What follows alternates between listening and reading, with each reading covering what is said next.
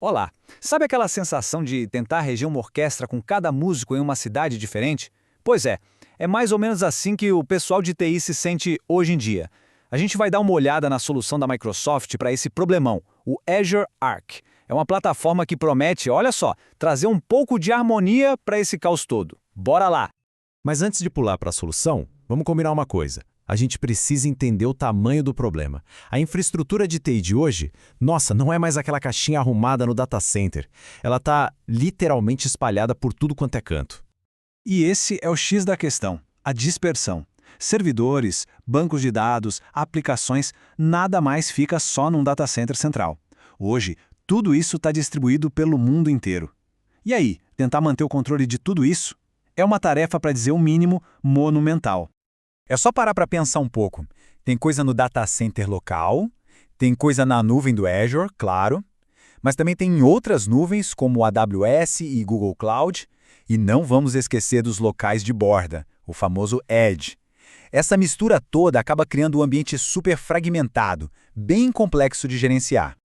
E claro, essa fragmentação toda vira um verdadeiro pesadelo na hora de gerenciar.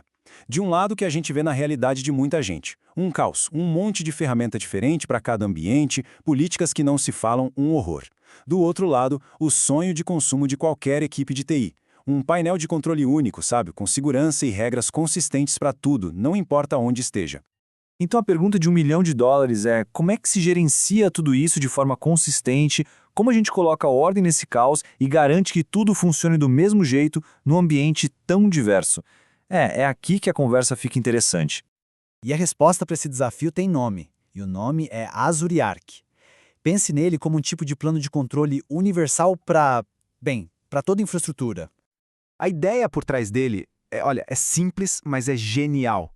O Azure Arc funciona como uma ponte. Ele basicamente pega todo o poder de gerenciamento e os serviços do Azure e estende para fora da nuvem da Microsoft. Ele conecta tudo: os data centers locais, os ambientes em outras nuvens como AWS e GCP e até mesmo os dispositivos de borda. A melhor forma de visualizar o Azure Arc é pensar num painel de controle único para tudo. No mercado, o pessoal chama isso de Single Pane of Glass. A ideia é ter uma tela só para ver e gerenciar. Tudo mesmo. Não importa se é um servidor esquecido no data center ou um cluster de Kubernetes rodando lá na nuvem do concorrente. Ok, legal, parece mágica, mas como é que isso funciona na prática? Vamos mergulhar um pouco na parte técnica para entender como o Azure Arc consegue fazer essa unificação toda. O processo é bem direto, dividido em 3 passos. Primeiro, um programinha leve, o agente do Arc, é instalado nos recursos que estão fora do Azure. Segundo passo, esses recursos são projetados lá no portal do Azure. É como se eles aparecessem lá dentro, lado a lado com os recursos nativos do Azure. E aí vem o terceiro passo, que é a melhor parte. Dá para gerenciar tudo usando as mesmas ferramentas e scripts que todo mundo já usa para gerenciar as coisas no Azure. Simples assim. E aqui está o pulo do gato, a parte técnica mais importante. O Arc estende o cérebro do gerenciamento do Azure, o famoso Azure Resource Manager, ou ARM, para fora da nuvem da Microsoft. E por que isso é tão, mas tão importante? Porque isso significa que dá para usar as mesmas automações, as mesmas políticas, os mesmos templates de implantação que já são usados no Azure.